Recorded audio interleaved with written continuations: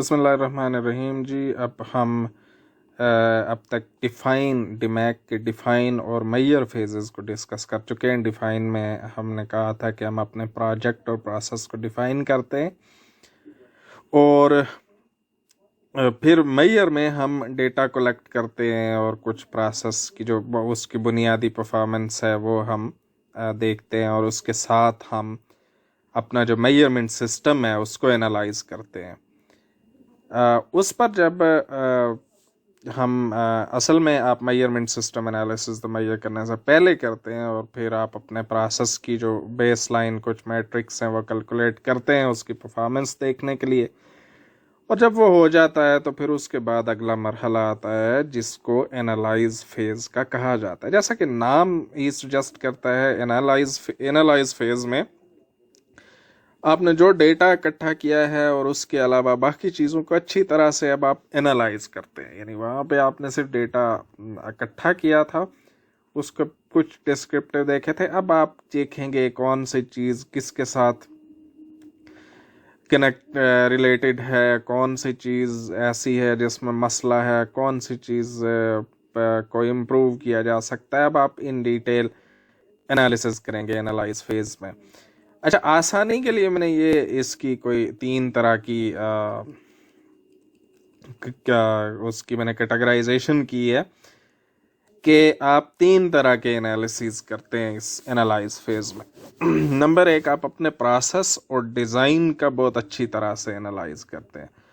दूसरा, आपने जो डेटा कलेक्ट किया हुआ है उसकी बुनियाद पर आप स्टेटिस्टिकल एनालिसिस करते हैं, यानी आप देखते हैं कौन सी चीज़ किस से रिलेटेड है, कोरिलेशन लगाते हैं, रिग्रेशन लगाते हैं, आप हाइपोथेसिस टेस्टिंग करते हैं, आप एनोवा लगाते हैं। इस तरह की जो सारी चीज़ें होती हैं वो वाले सारे आप एनालिसिस यहाँ पे करते हैं।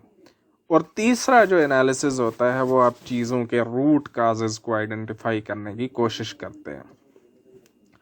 इसमें जो स्टेटिस्टिकल एनालिसिस है वो हम पहले कर चुके हुए हैं, लिहाजा हम अब उसको दोबारा से नहीं करेंगे। बाकी 2 चीज़ें रह गई, एक प्रोसेस और डिज़ाइन एनालिसिस और दूसरा रूट काज एनालिसिस। इस वीडियो में हम प्रोसेस और डिज़ाइन एनालिसिस को डिस्कस करेंगे। तो प्रोसेस डिज़ाइन एनालिसिस को एनालाइज करने के लिए हमारे पास कई एक टूल्स हैं जिसमें जो हम यूज़ कर सकते हैं अपने प्रोसेस को एनालाइज करने के लिए। उनमें से सबसे पहली चीज़ फ्लो चार्ट है, जो कि आप पहले भी पढ़ चुके हैं, बेसिक क्वालिटी टूल्स में पढ़ चुके हैं और हर दफ़ा दे चुके हैं। उसमें आप क्या करते हैं कि आप प्रोसेस का एक फ़्लो चार्ट बनाते हैं, ठीक है, एक डिटेल फ़्लो चार्ट बनाते हैं। अब आप कहेंगे कि ये काम तो आपने डिफ़ाइन फेज़ में कर लिया था या आपने मेजर फेज़ में कर लिया था, अब यहाँ पे क्या है? यहाँ पे सिर्फ वो बनाना नहीं है, उसको बना के फिर उसको एनालाइज करना है कि अच्छा ये हमारा प्रोसेस इस तरह से चल रहा है, ये उसका फ़्लो है, इसमें कहाँ पे मसला है, कौन सा स्टेप नहीं, ऐसा तो नहीं है फालतू हो रहा है, कौन सा जो प्रोसेस है वहाँ पे कोई स्टेप होना चाहिए वो नहीं हो रहा। यानी अब आप उसको सिर्फ बनाएंगे नहीं, अगर आपने पहले से बनाया हुआ है तो इस मरहले पर आप उसको एनालाइज करेंगे। आपने सिर्फ उसका यहाँ पे बच्चों सिर्फ उसको बनाना मकसद नहीं है, ठीक है। अच्छा, एक फ्लो चार्ट की वेरिएशन है थोड़ी सी, ये गालिबन आपने नहीं पहले पढ़ा, लिहाजा हम इसको ज़रा थोड़ा ज़्यादा तफसील से डिस्कस करते हैं। ये होता फ्लो चार्ट ही है जिसे हम स्विम लेन डायग्राम या क्रॉस फंक्शनल फ्लो चार्ट या क्रॉस फंक्शनल डायग्राम कहते हैं, ठीक है। ये वही फ्लो चार्ट होता है, लेकिन ये बनाया थोड़ा सा डिफरेंटली जाता है। बनाया इस तरह से डिफरेंटली जाता है कि आप इसमें सिर्फ ये नहीं दिखा रहे कि क्या क्या हो रहा है स्टेप्स, आप ये भी दिखाते हैं कि कौन कौन कर रहा है, ठीक है। मिसाल के तौर पर हमारे पास एक प्रोसेस है एक्सपेंस रिपोर्टिंग का, तो ये हमने क्या बनाई हुई है जी, लेन्स बनाई हुई हैं डिफरेंट। इसमें हम अब लेन्स बना देते हैं, ये एक लेन है, ये दूसरी लेन है, ये तीसरी लेन है, ये कंसल्टेंट की लेन है, मैनेजर की लेन है, डेटा एंट्री क्लर्क की है। तो आप कहते हैं जी कंसल्टेंट सबमिट एक्सपेंस रिपोर्ट करता है, फिर जो मैनेजर होता है वो उसको receive expense report, correct report, अगर नो है तो रिटर्न कर देता है रिपोर्ट को, और यस है तो आगे फॉरवर्ड रिपोर्ट करता है, उसके बाद ये आ जाती है क्लर्क के पास। ठीक है, तो आप यहाँ पे डिफरेंट मैनेजर्स दिखा सकते हैं, डिफरेंट फंक्शंस दिखा सकते हैं। ये जो लेन्स है, मिसाल के तौर पर अगर कोई ऐसा प्रोसेस है तो आप कहेंगे एक marketing, finance department, operations department, अगर इस तरह से, तो इस तरह के ये उससे ज़्यादा एक अगला स्टेप है जो आपको सिर्फ प्रोसेस का फ्लो नहीं बताता, बल्कि उसमें बताता है कि कहाँ कहाँ पे हो रही हैं चीज़ें, कौन कौन कर रहा है। तो ये आप समझ लें कि ये उससे एक एडवांस लेवल का फ्लो चार्ट है, जिसमें सिर्फ प्रोसेस का फ्लो नहीं दिखाया जाता, बल्कि वो कहाँ पे हो रहा है, कौन कर रहा है, ये भी दिखाया जाता है। ठीक है जी। अच्छा, उसके बाद एक तीसरी जो डायग्राम है, टूल है, वो है स्पेगेटी डायग्राम का। ठीक है, स्पेगेटी अगर आपने देखी हो तो ज़रा देखी होगी, तो वो जिस तरह से कन्वोल्यूटेड, बहुत घुमाओ फिराओ वाली चीज़ बनी होती है, तो इसको स्पेगेटी डायग्राम इसलिए कहते हैं कि इसकी शक्ल वैसी ही हो जाती है। इसमें आप करते क्या हैं स्पेगेटी डायग्राम में, कि आप अपना जो भी कोई फ्लोर है, जो भी प्रोसेस, उसका एक पहले लेआउट बनाते हैं कि यहाँ पे ये चीज़ है, यहाँ पे ये चीज़ है, यहाँ पे ये चीज़ है। ठीक है, फिर आप उन प्रोसेसेस के दरमियान, उस लेआउट में डिफरेंट पार्ट्स के दरमियान जो भी मूवमेंट्स हो रही है, movement of material, tools and employees, and mark them as such. ठीक है, आप डिफरेंट कलर यूज करते हुए कि कौन सी चीज़ें कहाँ से कहाँ जा रही है, कहाँ से कहाँ जा रही है, डिफरेंट कलर्स में, यानी आप मटेरियल्स को एक कलर में दिखाएंगे, एम्प्लॉइज को दूसरे में दिखाएंगे, और जो टूल्स है उसको तीसरे पे दिखा देंगे। ठीक है, already recognized weak points are to be marked, routes which are critical with respect to efficient procedure because of intersection of footpaths and traffic ways, traffic jams or dangers are to be highlighted। ये मैं आपको एक मिसाल दिखा। अच्छा, जिस तरह से हम जो फ्लो चार्ट होता है, उसमें भी आपको पता है दो तरह के फ्लो चार्ट्स बनते हैं। एक होता है एज इज, यानी एक जैसा वो आपका आज प्रोसेस है, आप जब फ्लो चार्ट बनाते हैं तो उसे वैसा ही बनाते हैं। एक फिर उसके बाद आप कहते हैं कि इम्प्रूव्ड जो होता है कि ये ऐसा है इस वक्त, इसको ऐसा होना चाहिए। तो स्पेगेटी डायग्राम भी एज इज, यानी बिफोर लीन, कोई इम्प्रूव करने से पहले वाली, जो इस वक्त जिस शक्ल में हमारे पास मौजूद है वो बनती है, और फिर आप उसको एक इम्प्रूव्ड बनाते हैं। लेकिन आप ये याद रखें कि इस फेज में, ये जो हमारा एनालाइज वाला फेज है, इसमें सिर्फ हम वो बनाएंगे जो इस वक्त है। ये अगली जो आफ्टर वाली है, ये इम्प्रूव्ड जो है स्पेगेटी डायग्राम, ये हम बाद में बनाएंगे। तो देखें इसमें होता क्या है कि डिफरेंट, पहले हमने लेआउट, यहाँ पे ये बंदा है, यहाँ पे ये बंदा है, यहाँ पे ये बंदा, ये हमारी कोई बंदूक वाली है, यहाँ पे डाक खाना है, यहाँ पे कोई और चीज़ है, यहाँ पे कोई पता नहीं बिन है या क्या है, जो भी है। तो अब हमने इसको दिखाया कि जी कौन सी चीज़ कहाँ से कहाँ जाती है। इसमें डायरेक्शन का कोई मसला नहीं है, आप लगाना शुरू करते हैं कि यहाँ से यहाँ आती है चीज़, यहाँ से यहाँ आती है, फिर यहाँ से यहाँ जाती है, ये चीज़ें, ये कोई मटेरियल होंगे या टूल्स इधर से होते हैं, ये इधर से जाते हैं, तो ये इस तरह की एक शक्ल बन जाती है। ठीक है, यानी आप सिर्फ मूवमेंट्स दिखा रहे हैं कि कहाँ से। अब इसका फ़ायदा क्या है? फ़ायदा बनते ही आपको नज़र आ गया कि देखें कहाँ पे हो रहा है, कि कहीं पे कोई चीज़ें बहुत ज़्यादा दूर जाने पड़ता है। ठीक है, कहीं से बहुत ही ज़्यादा ओवर क्राउडिंग होती है। अगर फ़र्ज़ कर लें कि यहाँ से मटेरियल, ये मटेरियल की लाइन है और ये बंदों वाली लाइन हो, ये अगर रेड लाइन फ़र्ज़ कर लें कि हम एम्प्लॉइज़ की दिखा रहे हो और ये मटेरियल की दिखा रहे हैं, तो इसका मतलब है कि यहाँ पे कोलिजन्स भी हो रहे हैं। तो इससे आपको फ़ौरन पता चल जाता है कि आपके लेआउट में कोई मसला है या नहीं है। ये मिसाल के तौर पर ये देखें कि उसके बाद उसने अपना इम्प्रूव्ड में जाकर तो लेआउट चेंज कर दिया, ये चीज़ जो यहाँ पे फिर रही थी उसने यहाँ पे रख दी। अब उसके बाद जो बना है, तो वो देखें कि वो जो मूवमेंट्स के रूट्स थे वो भी थोड़े हो गए हैं, ठीक है, और फिर जो जैम्स थे वो भी या कोलिजन्स थे वो भी कम हो जाएंगे, ठीक है। तो ये वाला इस स्टेज पर आप नहीं बनाएंगे, एनालाइज वाली स्टेज पर, ये हम इम्प्रूव वाली स्टेज पर बनाएंगे, लेकिन ये बनाएंगे और इसमें जो मसाइल हैं वो आप आइडेंटिफाई करते हैं। तो ये हमारी स्पैगेटी डायग्राम है, ठीक है जी। तो अब तक हमने क्या डिस्कस किया जी, हमने प्रोसेस को एनालाइज करने के लिए अपने, और ये देखें ये बेसिकली ये प्रोसेस को नहीं बल्कि ये डिज़ाइन को एनालाइज करने का टूल था।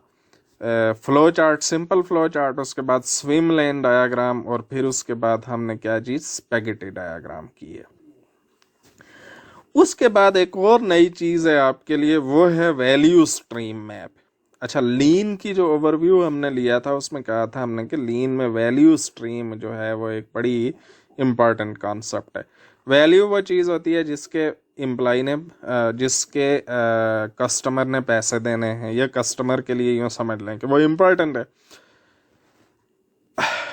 वैल्यू स्ट्रीम मैप जो होता है वो भी एक खास तरह का मैप होता है जिसमें हम अपने प्रोसेस को दिखाते हैं, उसकी डिफरेंट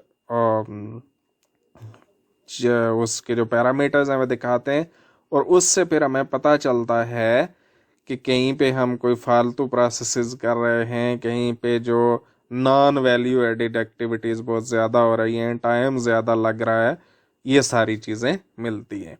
अच्छा, फ्लो चार्ट की तरह इसकी भी अपनी सिंबल्स होती हैं। ये जो प्रोसेस का जो स्टेप होता है वो इस तरह एक चौकोर शक्ल में दिखाया जाता है। कस्टमर या सप्लायर यूं करके दिखाया जाता है। ट्रांसपोर्ट दिखानी है तो यूं दिखाते हैं।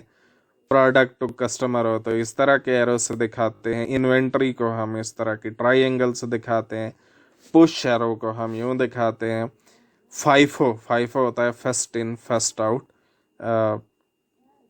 वो दिखाते हैं। स्क्रैप को हम ये डाउन एरो से दिखाते हैं। रीवर्क को इस तरह से दिखाते हैं।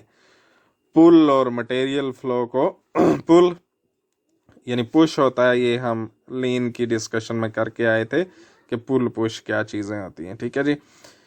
और उसके बाद ये चीज़ है जी, ये इंफॉर्मेशन, जो इंफॉर्मेशन है वो अगर इलेक्ट्रॉनिक इंफॉर्मेशन हो तो यूं हम इस तरह के एरो से दिखाते हैं, और अगर नॉन इलेक्ट्रॉनिक इंफॉर्मेशन फ्लो हो तो उसको हम एक स्ट्रेट एरो से दिखाते हैं, ठीक है। इसमें किया ये जाता है कि देखें जो भी हमारे प्रोसेसेस हैं, यहाँ पे सप्लायर है, यहाँ पे कस्टमर है, ठीक है जी।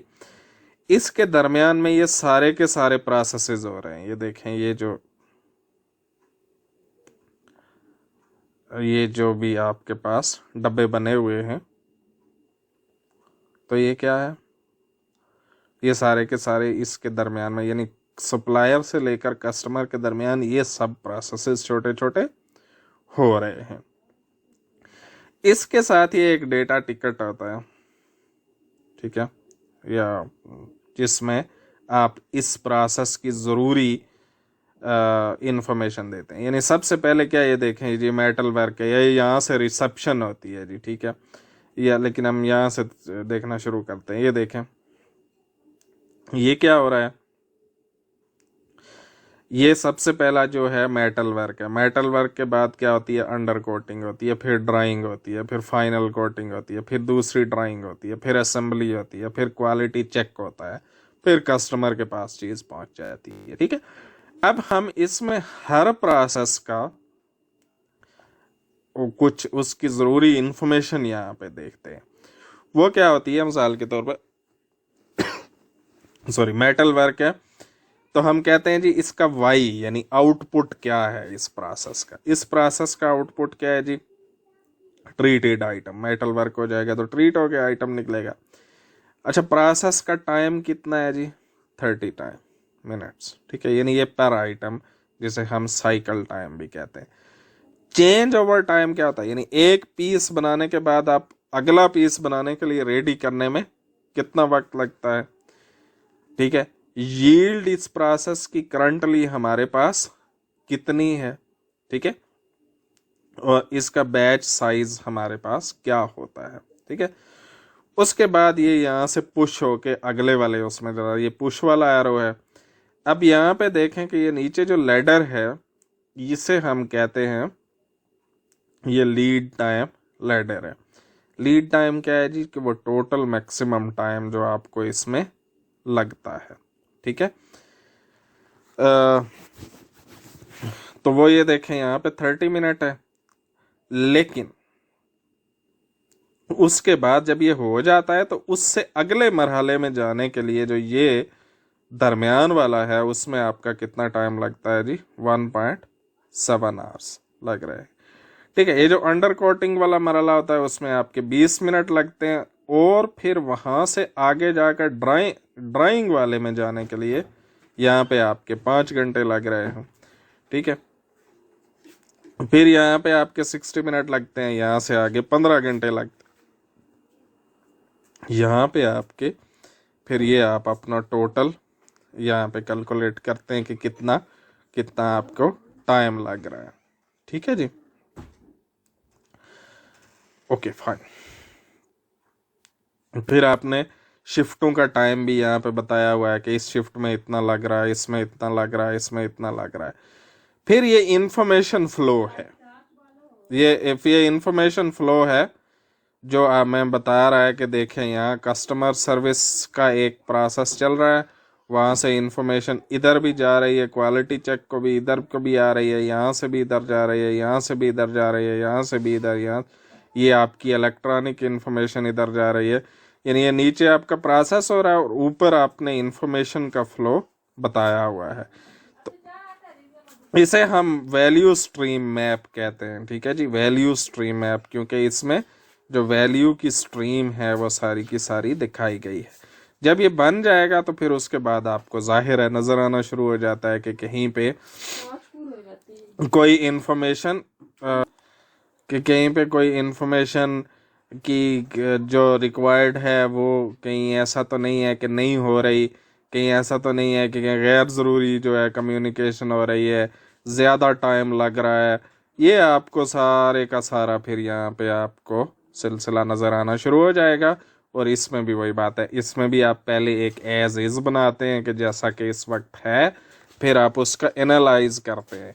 यहाँ पे आप पहले एज इज़ यानी जिस तरह से शक्ल में ये है वो आप बनाएंगे, फिर आप उसका एनालिसिस करेंगे कि इसमें कहाँ कहाँ पे मसाइल हैं, फिर आप एक नया वैल्यू स्ट्रीम मैप बनाते हैं कि जो इम्प्रूव हो के जिस तरह का होना चाहिए। उसकी कुछ मसाइलें हम जब इम्प्रूवमेंट फेज में जाएंगे तो फिर देखेंगे, ठीक है जी। इसी तरह से आप अपने इसको एनालाइज करने के लिए एक और जो 8 वेस्ट हैं जिनको हम एब्रीविएट करते हैं टिम वुड्स के नाम से, ठीक है। टिम वुड्स क्या है, T for transportation, I for inventory, M for motion, W for waiting, first O for over processing, second O for over production, D for defects और एस फॉर स्किल्स। ये इसको एब्रीविएट करके या जो हमने acronym इसका बनाया वो क्या बना जी, वो टिम वुड्स बनता है। तो आप अपने प्रोसेस में इन सारी चीज़ों को देखते हैं कि कहीं ट्रांसपोर्टेशन ज़्यादा तो नहीं हो रही है, आपको स्पेगेटी डायग्राम से भी नज़र आ रहा होता है, कहीं पे ज़रूरत से ज़्यादा या ज़रूरत से कम इन्वेंट्री या ज़रूरत से ज़्यादा इन्वेंट्री। ये बेसिकली क्या है, ये 8 वेस्ट हैं। आपने आइडेंटिफाई करने के आपके प्रोसेस में इनमें से कोई चीज़ कहीं पे वेस्टेज तो नहीं हो रही, आप उसकी मसालें लिखेंगे और फिर इम्प्रूव फेज में हम देखेंगे कि उनको किस तरह से एलिमिनेट किया जा सकता है, ठीक है जी। और उसके बाद आखिरी जो प्रोसेस के एनालिसिस डिज़ाइन के एनालिसिस का होता है वो FMEA है, जिसको ये भी आप पहले पढ़ चुके हैं, फेलियर मोड इफेक्ट एनालिसिस। ताहम आपने शायद सिर्फ प्रोसेस FMEA पढ़ा होगा, जिसमें आप प्रोसेस के डिफरेंट स्टेप्स पर जो फेलियर मोड्स हैं और उनमें जो जो उनकी सीवियरिटी के लेवल हैं वो करते हैं। इसी तरह से आप डिज़ाइन के लिए भी बना सकते हैं, डिज़ाइन के क्या एट्रीब्यूट्स हैं, उसमें क्या क्या फेलियर्स हो सकती हैं। It's very simple. अगर आपको एक तरह की FMEA बनानी आती है तो आप दूसरी तरह की FMEA भी बना सकते हैं। तो ये कुछ टूल्स हैं जो आप प्रोसेस और अपने डिज़ाइन को एनालाइज करने के लिए यूज़ करते हैं। और उसके बाद जो आपका अगला जो है वो स्टैटिस्टिकल एनालिसिस है, वो हम पहले ही पढ़ चुके हैं और लिहाजा उसको हमें यहाँ नए सिरे से डिस्कस करने की ज़रूरत नहीं है। ठीक है जी, तो ये आपके एनालाइज फेज़ का पहला मरहला था जिसको हमने डिस्कस किया है, जबकि इससे अगली वीडियो में जो प्रॉबेबली अगली क्लास में होगी उसमें हम जो रूट काज एनालिसिस है उसको डिस्कस करेंगे।